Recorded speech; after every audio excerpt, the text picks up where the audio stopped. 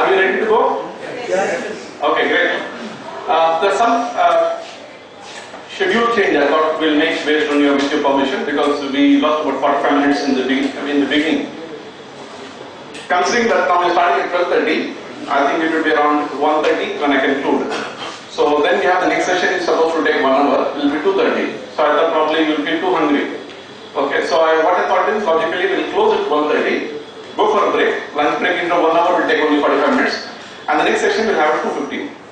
Okay, so Babu Jan's session we'll have at 2:15 after lunch, and he's going to take you up over the clouds on artificial intelligence and machine learning. Is that okay with you? Yes. Okay, so in that case lunch we'll have at 1:30, between 1:30 to 2:15. So based on that, what we'll do is, I think tea break probably we'll keep around 4 o'clock. Okay, so, and then we'll have the last session after tea break, and that will panel discussion on GST, and we have a lot of interesting stuff to discuss on what are the avenues available in GST implementation, what could happen, how you could go about, and that will have it immediately after the lunch break. And that will be between 4:15 to 6. We'll keep it that way. Is that okay with you? Right. So thank you very much for your cooperation, for keeping up to the time. We know we are not able to do that, but you are keeping up. Thanks a lot for keeping your end of the bargain. Now Sachin talked about how you can transform your services. Okay, which means using your skill sets of a traditional chartered accountant, you can provide innovative and specialized services. In fact, during the break I was telling Sachin, people will get the impression that he is not running a CA practice, he is running a tech company. Okay, he is definitely not so. If you ask Sachin to interact with him for some time, you will find that he knows so much about technology as only you and me. Okay, but he knows how technology can work. He has got an idea he can make it work. This particular thing can work, and he can interact with the service provider and get those particular things developed. Many of the apps he's talking about, Sachin, if you can confirm, they were not done internally. Many of them, some of them pertain to macros and Excel things would have been done internally. They were done through external service provider or a person technically qualified who can do that. But the idea of how to develop the solution was provided by the CA, by the CFO. Okay, so it means you can provide. And most of the things, if you see, if you look at traditional compliance-based services or assurance-based services, there's a limit of fees which you can charge, because traditionally the client tends to feel that there is not much value addition. But in the case of new services, because you can demonstrate value, and enterprises or companies are prepared to pay, because you can clearly show value.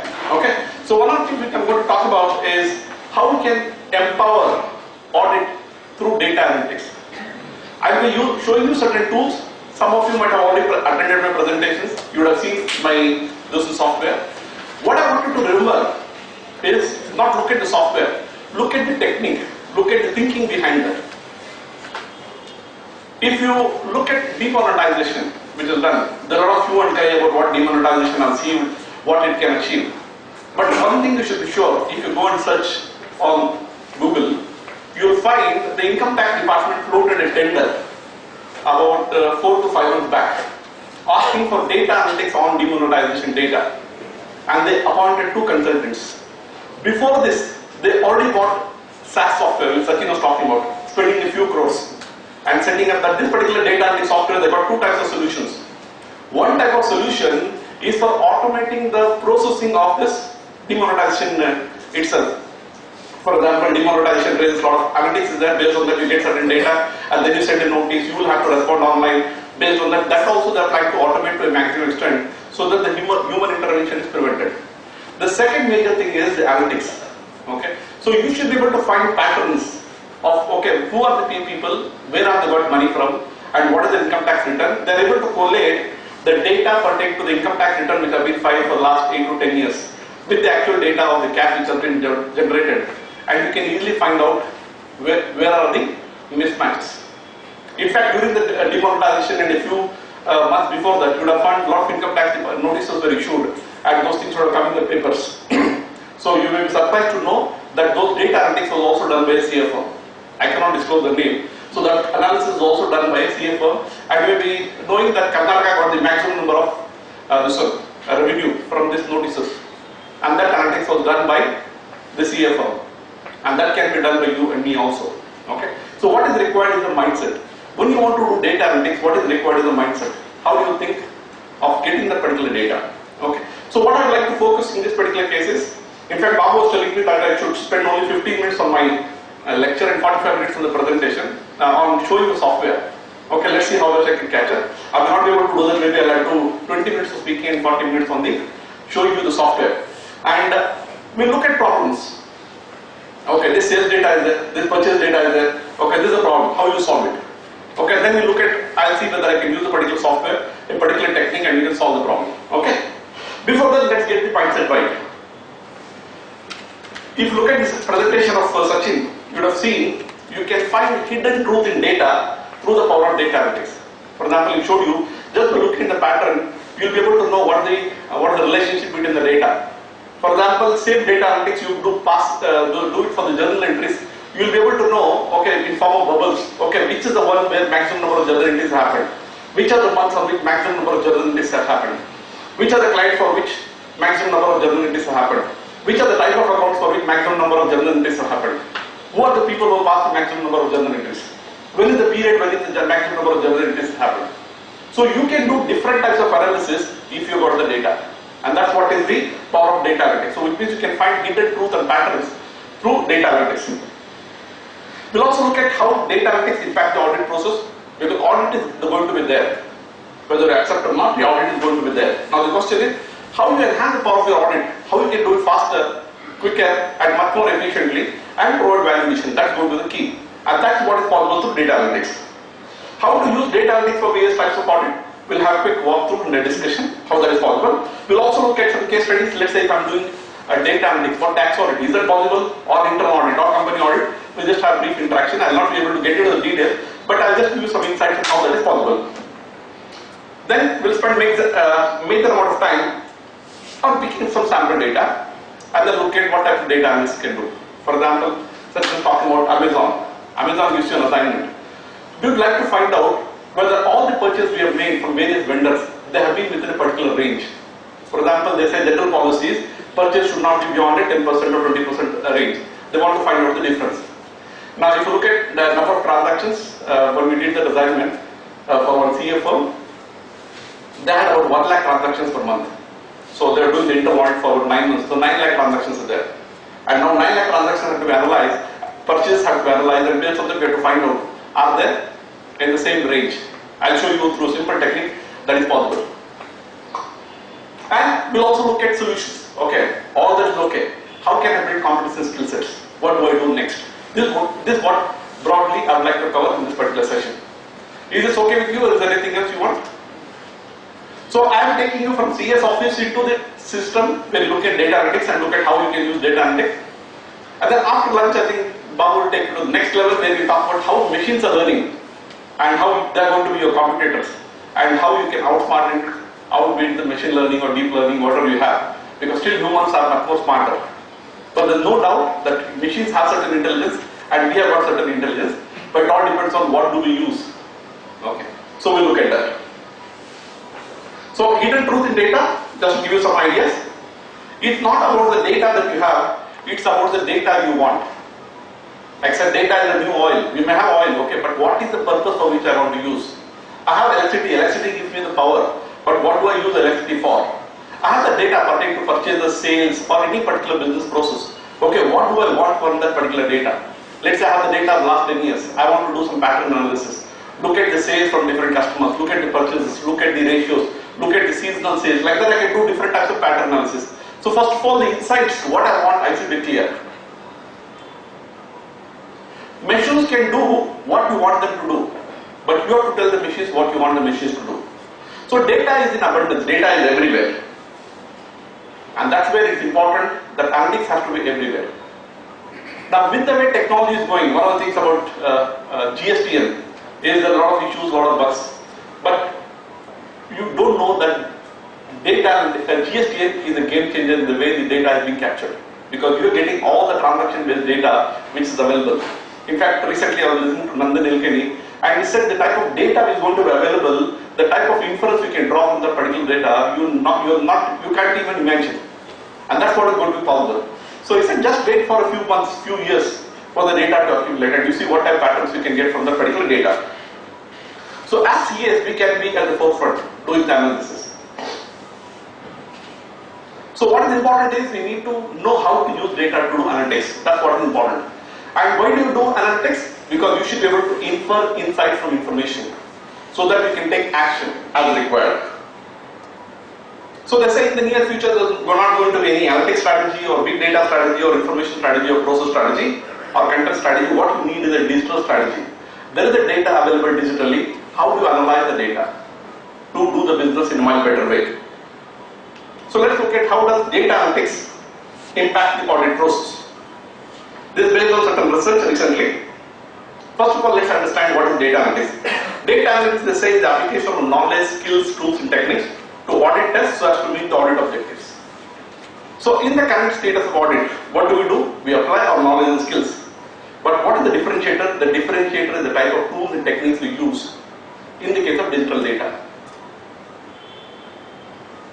So in the case of audit data analytics, what is important is we need to connect the data analytics to our audit objectives, to the technology which is the technology deployment, to the regulatory requirements, and to the organization structure in which the organization is working. Only then they say you are actually performing audit as per the audit objectives, or they say the audit is nothing but a ritual. This is a statement by one of the audit experts. And then another quote says, we are only philosophers unless we begin to use numbers. And as CAs, we are supposed to be number crunchers. We know how to crunch numbers. And that's what data analytics can teach you. Yeah, just 1 minute. Can you just switch off the mobile? Then there's an alarm. This is my prayer time. Okay. Yeah. One important factor we need to remember is that data analytics is a multi-dimensional set of tools. Now, if you look at the difference, earlier we had software, which was single software, like MS Office, Excel, like that, were different types of software. Now, the data analytics skill sets is like a Swiss knife. So you have multi-dimensional tools. Depending on the need, you should be able to use the right tool. And this is what I'll get into specifics as we go on later. Now let's look at the value of traditional audit. Such as also talking about this earlier. Traditional auditors simply are not valued as a trusted advisor of senior management and on matters of risk. This is the recent survey or findings. And they say whereas analytic experts with the business savvy to ask the right questions are valued much more. Because traditional auditors, like they say, no, the auditor is the guy who comes after the battle is over and shoots the wounded. So they say they don't find much value. It's a compliance job, you have to finish that, you get it done. Okay? But the value is the more value in terms of the analytical experts. And as CAs, we got the knowledge and the skill set to do analytics. The traditional auditor is obsolete and they generally don't yet realize it. They say ignorance is bliss, but in this case, ignorance is dangerous. The way things are going, it could be possible in the near future. Modi decides or gently decides that our traditional audit will raise it this one. So to all companies to turn over its own, so only then tax audit is applicable. So probably it will take 80% of your tax audit away. So we need to focus. Now this is a survey which says obsolescence of the traditional auditor. The survey done where they show what is the pay scale of an auditor and what is the pay scale of a data analyst. We show very clearly the upswing as far as the data analyst is concerned. Similarly, if you look at the skill sets which are required, now you find the data interrogation, synthesis, analysis, these are skill sets which are highly valued. And as CAs is one of the skill sets which is involved, which is inherent, which becomes latent in as far as CA is concerned.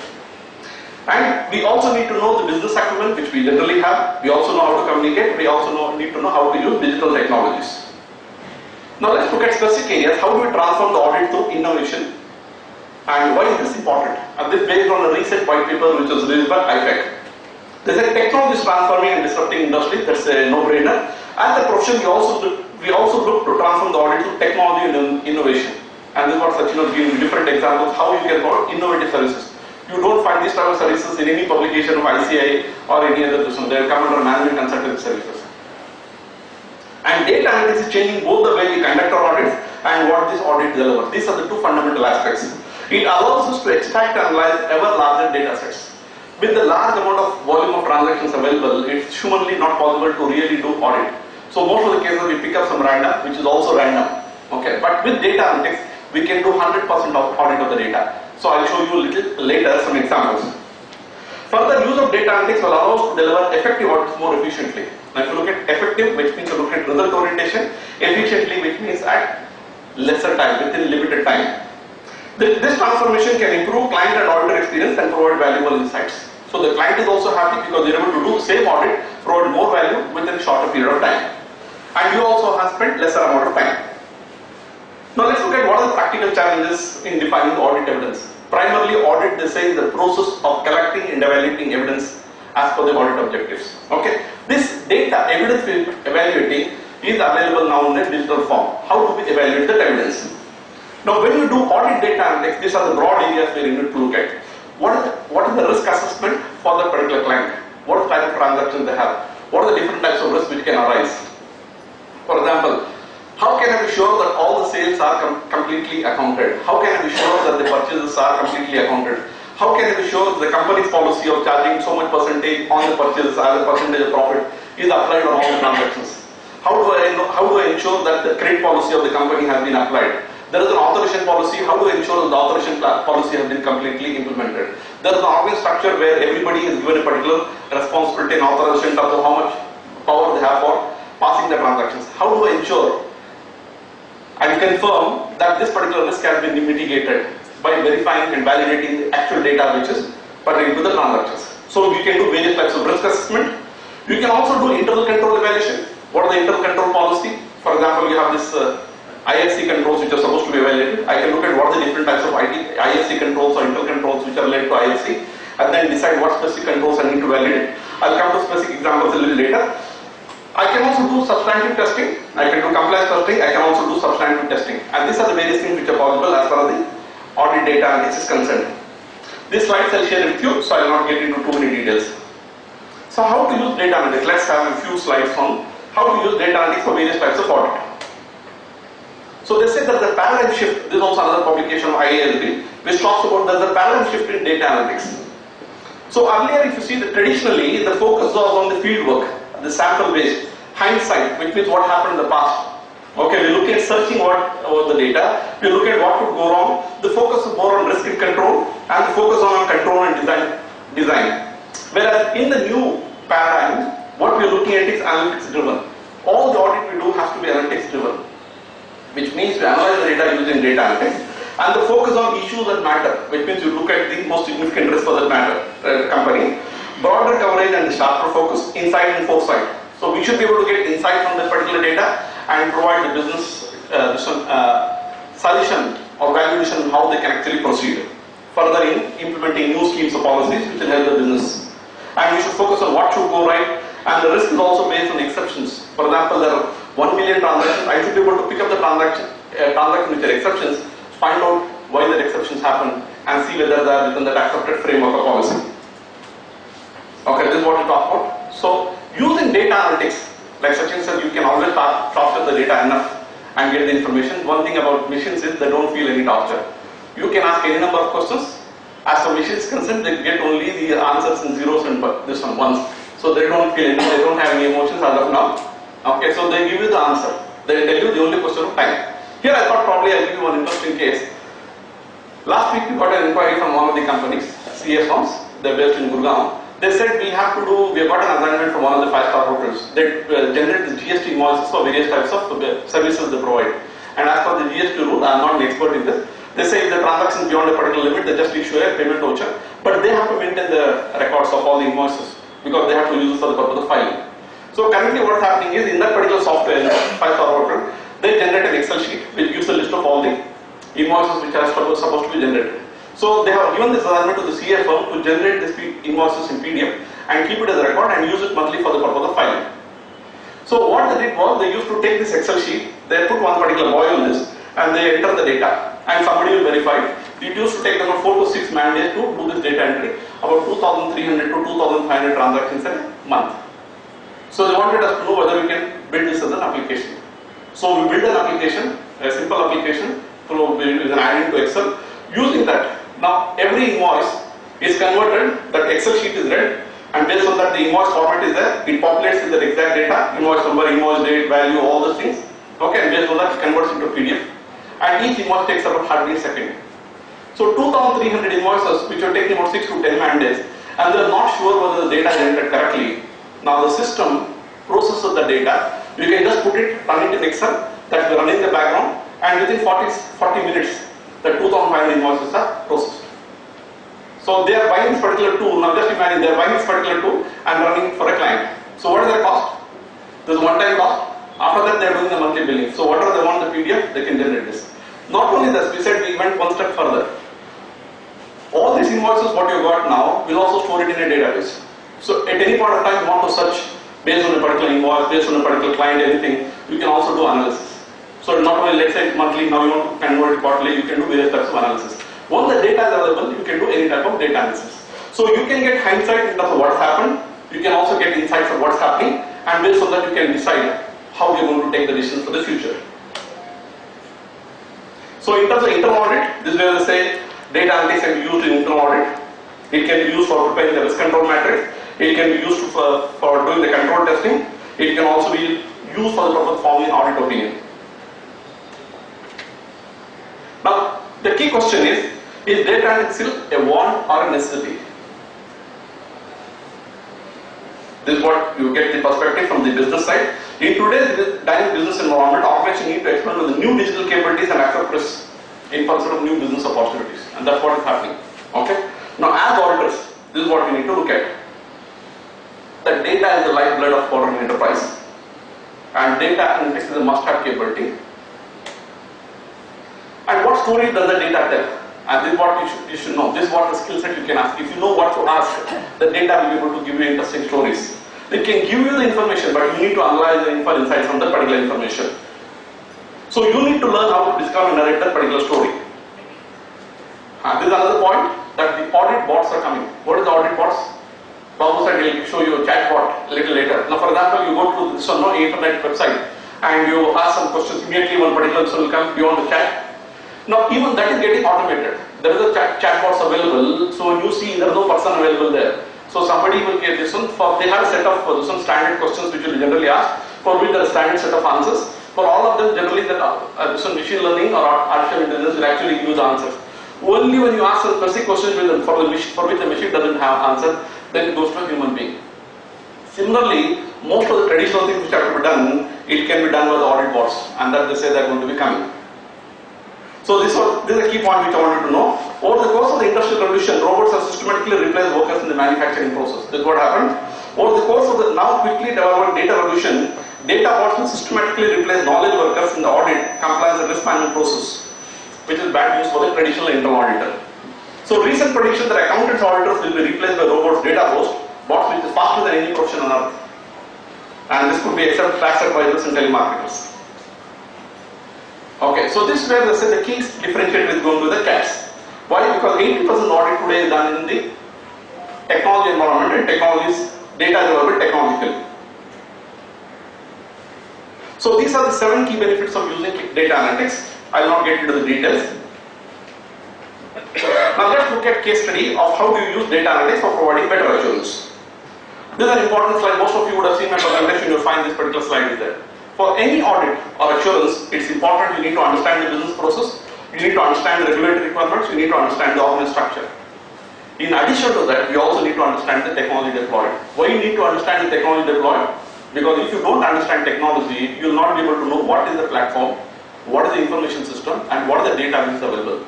Only when you know that, then you'll be able to know what is the data available, how you can use the data, how you can analyze the particular data. Now let's ask some questions. Let's take a pause and then ask questions. Now if I have to use data analytics for tax audit, where do you think it could be useful? Do you think data analytics can be useful for tax audit? What if you look at a macro perspective, what does tax audit require? It requires a set of information. There are how many questions? 13 or 15 questions? I don't remember the number. 41. 41 questions. Okay. So for that questions, you need to get answers. Where are these answers available? Inside system. So it's already available in some information system. Now the question is, currently is there any software which can actually populate this particular Form 3CD? Tally had come with them long back, and then after that they discontinued. Okay. Now there are some information. Let's take some examples of information. What is the information they want? They want pertaining to the accounting period, accounting year, books, accounts are maintained, all that is already available. They want pertaining to purchases, they want pertaining to sales, they want transactions pertaining to some exceptions, they want the information pertaining to cash deposits, cash withdrawals, like that, a lot of information they want. Now all that information is available digitally.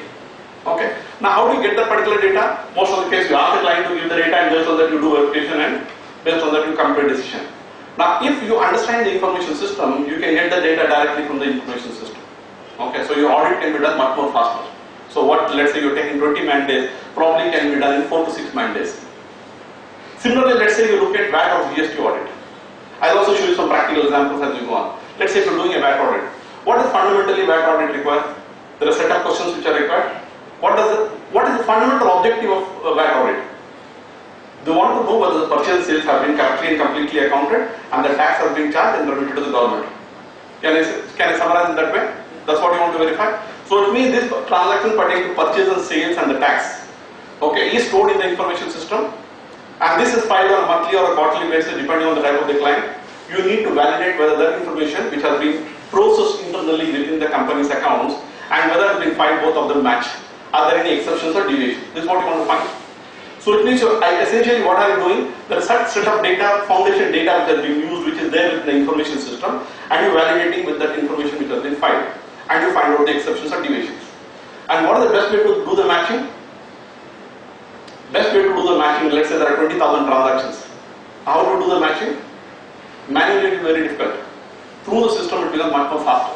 So I'll show you a little later what type of technique can be used. Okay, similarly if you're doing company audit. What does the company audit require fundamentally? You look at two things as far as I understand. I look at it from a macro perspective. One is the true and fairness of the accounts. Okay, second, whether the internal control systems are working as envisaged. Okay, which means you look at the internal controls and you look at true and fair. True and fair view of what? Whether the processing of all the transactions, whether they have been funded into the final account, the balance sheet, profit loss account, the fund flow statement, whether they give a true and fair view. Okay, which means that essentially transactions which have happened, whether all the transactions have been happening and whether they have been processed correctly and completely. That's what you want to find. Okay. Now there is an information system, whether it's Tally or SAP, whatever it is, they're processing that information. Now you should be able to independently analyze and come to a conclusion whether all the transactions have been correctly and completely processed. Okay. So this is what you can do. So this is also possible. Okay, I will show you through the software some specific examples. Same thing applies to internal audit. In the case of internal audit, the scope is different with the management. It could be purchase audit, sales audit, like that. Okay. Now let's stick to this one. This is the last slide, then I'll get into practical aspects. If you do any type of an audit, these are the 7 financial statement assertions we are going to look at. So we want to look at completeness of the data, or we want to look at accuracy of the data. We want to look at validity of the transactions, or authorization of the transactions, segregation of duties, or compliance, or cut-off concepts. All these are concepts which have to be implemented. So in any financial audit, or even in case of internal audit, we will be verifying and validating this financial statement assertions. Okay. Now just remember these 7 things. Then I'll take you to some examples of Excel, and then this audit data analytics software, and then also through Tally. Okay, let us have a practical example of walkthrough. Before that, let me explain some concepts.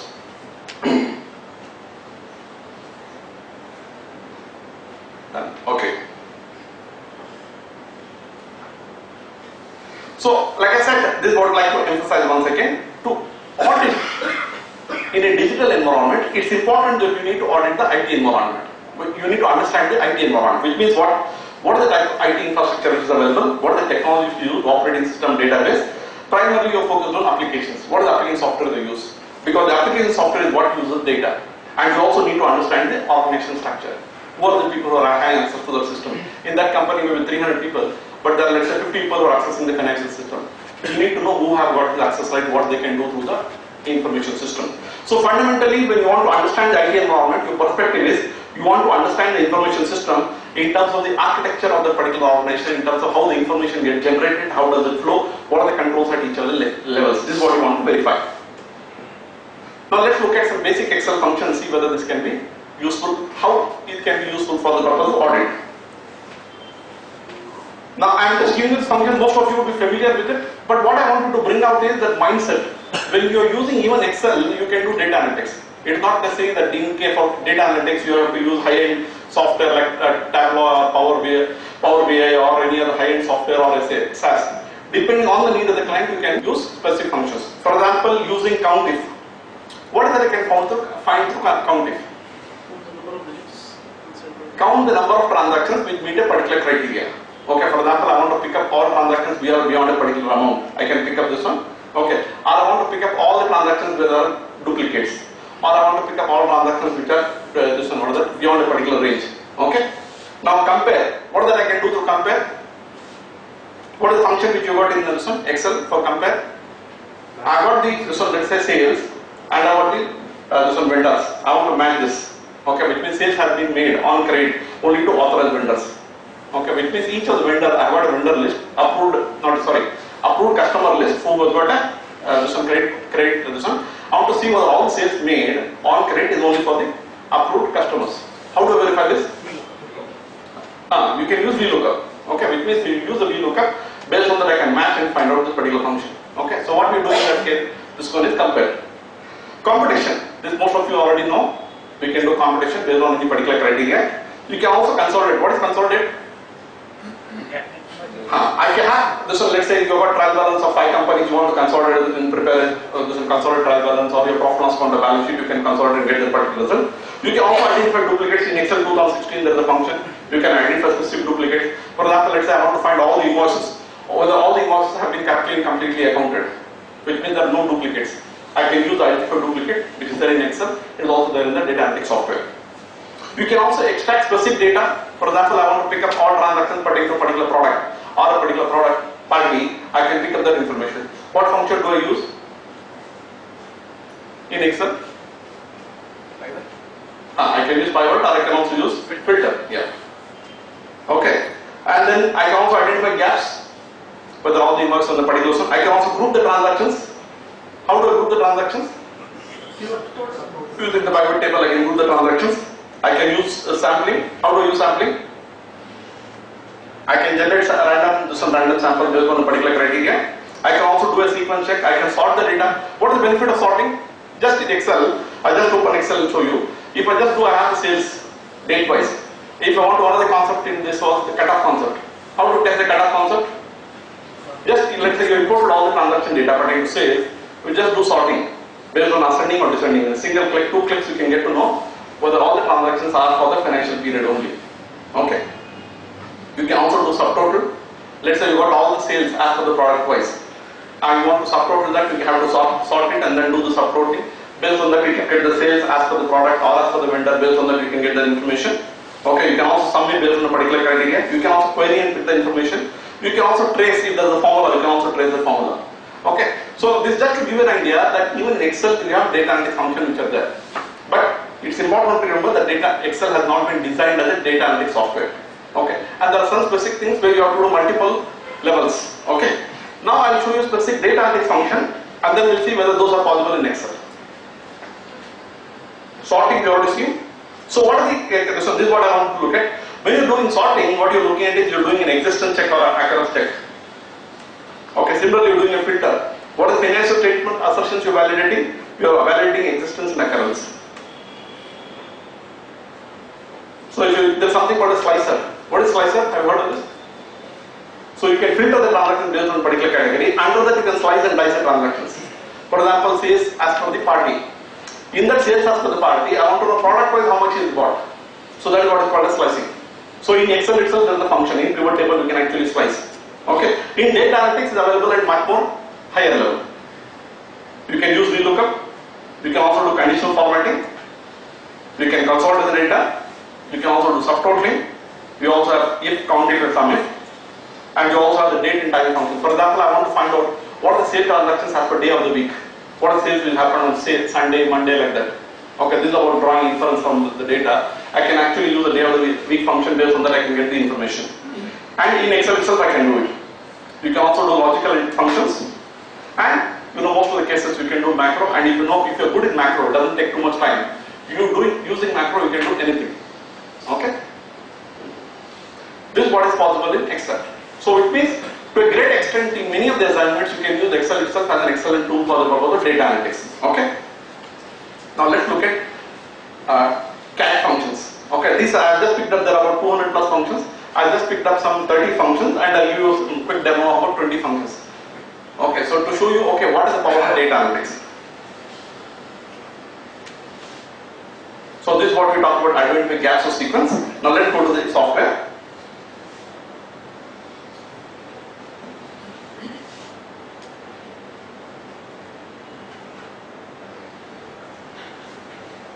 In any data analytics, there is step-by-step procedure to follow. First thing is, most of the data you need to understand the data. So most of the times you will get the data which will not be in a standard or structured format. In the case of Excel or for any data analytics, you want the data in a structured format. Okay, that's where you use the functions called curate. Curate means you purify the data and bring it to a particular format. For example, you get data and some places there are blanks in the beginning and some places there are blanks in the end, or the format is not clear, or there are blanks in between the rows. Like that, there are various things. So all these things you have functions which are called as curate functions you can do. So this gives you a list of various types of things you can do. Okay, you can remove all spaces. You can remove leading spaces, trailing spaces, etc. You can also delete quite often if you see. Let me show you one function. I got certain in Excel, if you want to do the filter, you know that you have to remove the top rows or you have to start the filter from that particular position. Similarly, if you got blank rows in between, you will not do the filter will stop there only. Similarly, you have got transform. Let me get started with this one. I got this particular sheet. Let's say procurement. Now this is the sheet which I want to analyze. Okay, let's take this as an example. Now you find, now this has got this balance columns, so many columns are there. Now you also find the columns may not be in a proper order. Sometimes you filter and if the columns are not proper, you cannot do the data analysis function. I go to transform, I say harmonize sheet. Okay, now what are the rows I want to remove? I want to remove top 13 rows. Okay, and then I also want to apply some select basic functions, which means I want to harmonize the column name, unique column headings, remove empty rows, remove objects or images. Okay, all this I want to do, and I just do it at one click. I say okay.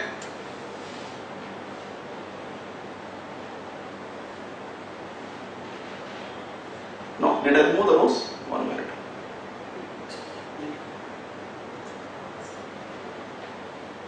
Oh, I didn't select. See, in the case of computer, you should know they don't go by your intention, they go by actions. So the mistake I did was I didn't select the box. Now let's do this again. Now you see you got this. I think I removed the top row also. Okay, anyway, we'll keep this one. So just to give you an idea that they can actually harmonize all this, and this can be done for multiple sheets. It can be one sheet or it can be hundreds of sheets. You can get the sheet data organized. Like Sachin was saying, I got the PDF file, and that PDF file, first few rows are headers are things which I want to remove at one shot. You can do this. Now let's pick up this particular transactions. Now I'll get into specific aspects. Now I got the sales data. Okay. Now you're doing the audit sales. What are the type of tests you want to perform on the sales? You tell me, then you decide how we can use the data analytics for that. So if you're doing a data, let's say internal audit for the particular company or a financial audit for the company, you got the sales data. Let's just get an idea about what are the data all about. I go to data. See, just single click, there's Excel.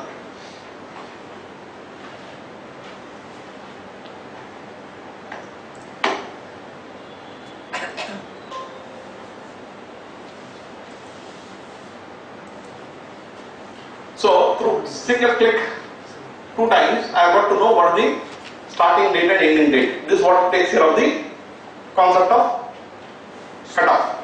Okay. Now tell me what is the type of analysis you would like to do based on this. So what is the first you need to understand the data. What is the data available? I got the invoice date, I got the sales, I got the invoice number, name, user ID. This is the data which is available. So let's give me some examples of what is the type of test you want to perform. Customer wise sales. Customer wise sales. Okay. Now in Excel, how do I do? We look up pivot table. So pivot table is where I can get this information. Okay. Now in this one ICAI, I'll show you how this can be done. I have this function here called classify. Okay, I want to do based on sales. I just picked up the name, which means what is the field I want to do? I want to do based on name and I want to sales, and then I say okay. So there is a problem in the software. Okay. Let's do one more thing.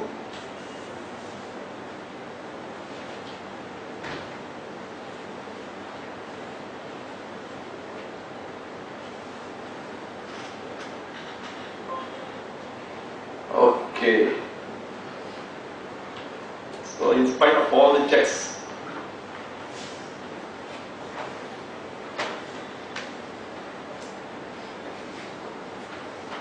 okay, let me come back to this. Okay, let's see here. Data classify. Ideally, I should get the result here. So I got based on the name. I click on the sales, and then I say OK. Okay. So there is I think there is a bug here. So what will happen in this case is, you should be able to classify all the data based on the sales, and you will get name party wise. You should be able to get. Same way, you have got classify. See, you have got all the fields which are available. You have got user ID. Based on user ID also you can get. Okay. So depending on any type of data, you can get this information. Okay. Now let's look at one more thing. Let me just close this and start again. In Microsoft Office, this is what we do. I have a question. Yeah. You know those ECAT and TCAT that you have there, those are add-on tools that you have to add on to the Excel. Yeah. These tools are developed by who? These are tools developed by me. So initially we started as a development for internal this one. I'm not here to sell the software. I'm here to give you an idea that this is what you can do. Okay, for example, this classify, you can do the pivot table also. I'm just giving you an idea. When you look at data analytics, you need to go beyond Excel and use various types of tools. So if you search online, there are various types of tools which are available as an add-on to Excel also. Okay.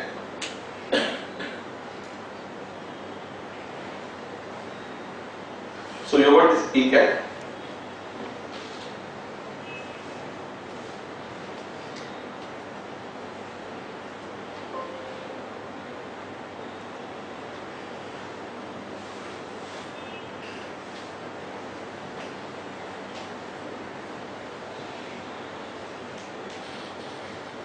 Okay, this gives you general guideline how you can use this.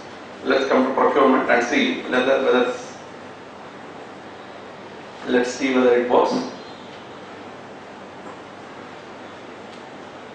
Okay, let's see. I want to classify here, and I want to classify based on the vendor name.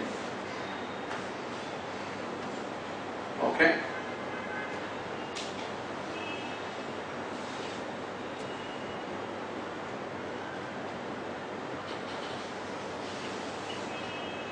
Yeah. Not working. Why not working earlier? This is the beauty of technology. I need to go and investigate what happened. Okay. Okay, now if you see for each vendor, I have got each total number of transactions, what is the percentage of transactions, and what is the total sum, and I also get the percentage. Now this is what is called a graphic presentation. I also see here, this one particular vendor, I have got 234 transactions, and here I have got 49% of the transactions. Okay, so if I want to get details of this, I can just double click. I can drill down and get the data pertaining to the particular transactions.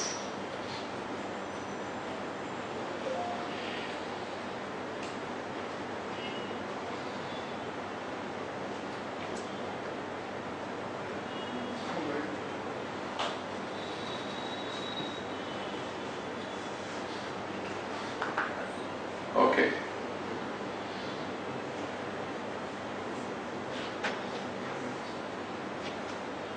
It's taking a little time. Let's see. Okay. So this, you can also identify gaps. How to find gaps? So you got the result here. So here if you see, you got the details of all the transactions. Now if you want this information in Excel, I just click here Excel. So the same sheet is copied into Excel. Now if you want to filter this, I can sort this ascending or descending wise. Okay, so if I'm doing audit, let's say product wise or rate wise, I can get this information at one shot. Not only that, I want to pick up transactions pertaining to a particular party, let's say CPT, I can directly pick up that particular information. Okay, now let's do some. Okay, let's take up an interesting case where I have this information. Now this particular company has got, this is the procurement file, I have got the material code, I have got the unit price at which you are buying. Okay, what is the number of data? There are 2000 transactions. Let's take up this case, like Amazon case which I told you, the small data I will do and check. I want to find out for each of the material item whether it is bought within a particular rate, within a particular range. Okay, how do you think I can do it in Excel? Excel is not going to support, right? You can still put 5 items. That's right. So it is possible. See, there are roundabout ways through you can do Excel. So in that particular company where you're doing the audit, what they're doing was they were using pivot table itself. There are so when they did the 9 lakh transactions, using pivot table they were able to find there are about 50,000 type of items which they purchased. So in the pivot table, they are going to find out there are about 45,000 items, 41,000 items, where they only purchased only once. So there is no question variance. Okay. Another this one, let's say 3,000 items, they found there are only 3 times the bought. They said you will not bother. So the balance item was at 6,000 items. That 6,000 items they have to extract separately. Now in Excel, is it possible? It's not possible. So then they have to sort it based on the particular criteria. Now for each of the items which are high value items, they picked up the pivot table and then drill down and then did the analysis. Okay, then based on that they want to manually pick up. So they picked up about 200 cases and it took them 3 days to do that analysis. Now using the software, they are able to get the results in a few minutes. Okay, so that's what I'll show you, and I'll also show you what is the function. What is the function called? It's called as a relative size factor. Okay, so what I do is, now it's very important that you know what you want. You remember this one I told you, you need to be clear about what you want. So what is that I want? I want the material code because I want to do analysis based on the material code. What is the numeric field I want to select? I want to select based on the unit price. Okay? And that's all I have to select. What is that this will be able to do?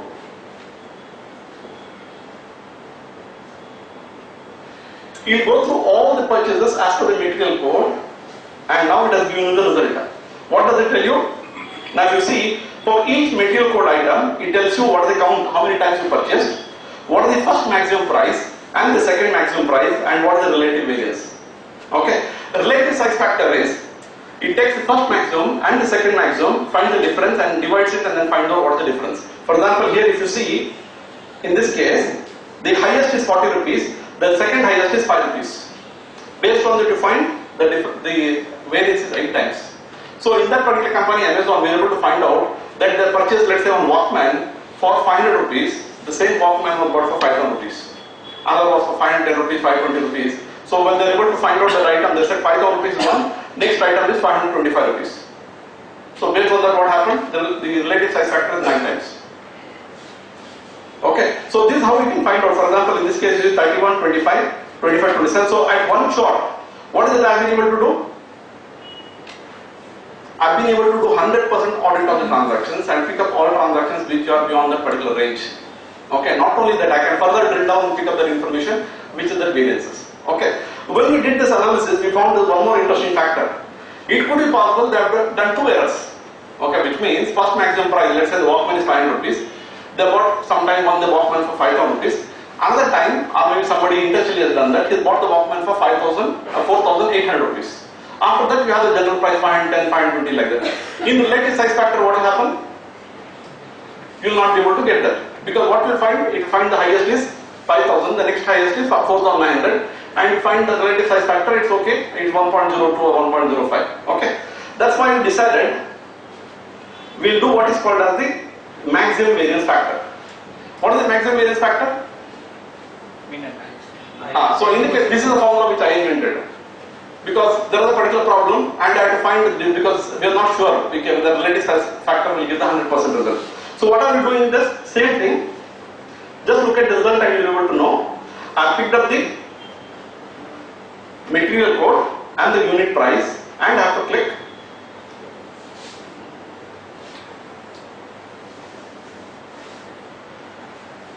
Now if you see what is happening here, in this case you see this particular item was 40 rupees, 4 rupees, and then you have got 36 rupees, which means 9 times is the difference.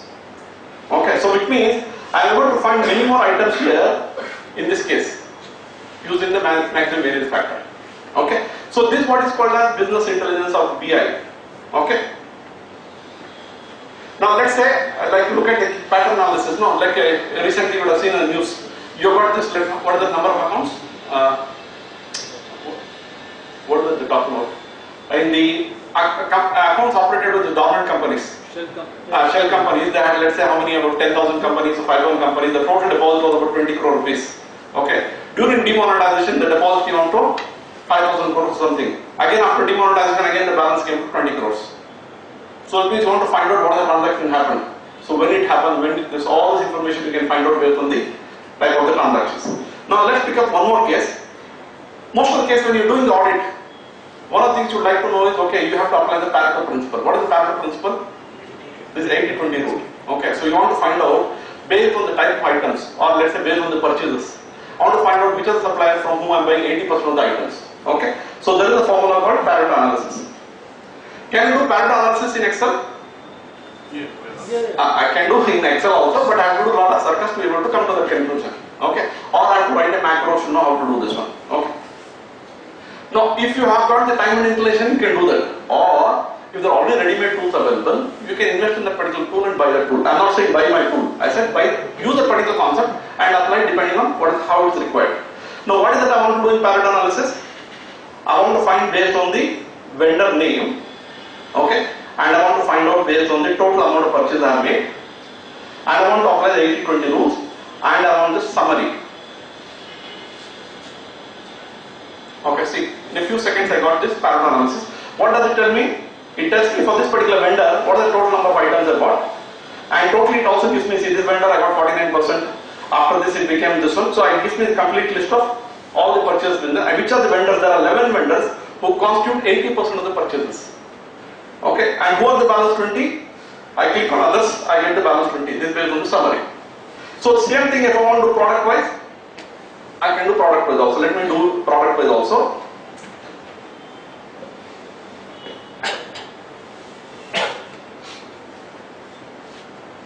So I want to do based on the material code.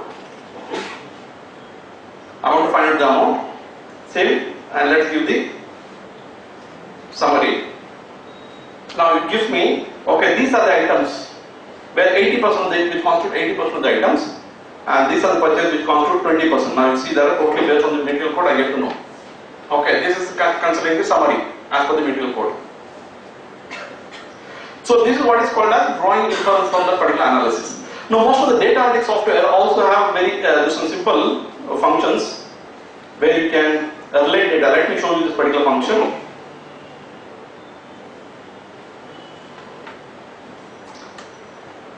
Okay, what I would like to do now is I want to do an authorization check. What is the authorization check? I got the sales transaction and I got this. I was in relate. I got the sales transactions. I can also do join files. What is join files? Like what you do in VLOOKUP. Now let's look at what is that I can do in this one, join files. Compared to Excel, in data analytics software you will have multiple options. You can select based on multiple options and you can get the result. Okay? I'll just show you a few more functions. What I would like to do is I would like to do the authorization check. I have this authentication check. I got the sales transactions and I got the authorization limit. Now before I do this, tell me how I can do this to Excel. I got this, let me show you the file so that you get an idea. I got the sales transactions. How many transactions are there? There are about 6,666 transactions. I got the authorization limit, which has got about 10 users with the limits. Okay, can I do this to Excel? Yes. How do I do that? We can put the limits into the last column. So how do I do that? We have to VLOOKUP. Use the VLOOKUP. Based on that I can pick up all these transactions. That's one thing. After that, what do I do? Pivot table. Summarize in the pivot table. Summarizing is okay. I want to find out only the exceptions. What are the transactions where the limit is exceeded? Put an if condition and then condition. Based on that I have to do that. So it means I have to do multiple steps. Based on that I can do. Okay. So in the case of this one, I have this authentication check. Okay, I got the secondary file. I say user ID is equal to user ID. I say equals. Now you see the options. I can pick on various things. Okay.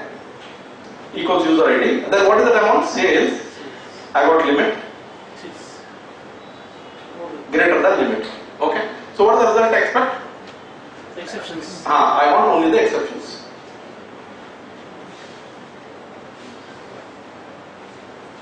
Now you see at one glance I got all the exceptions.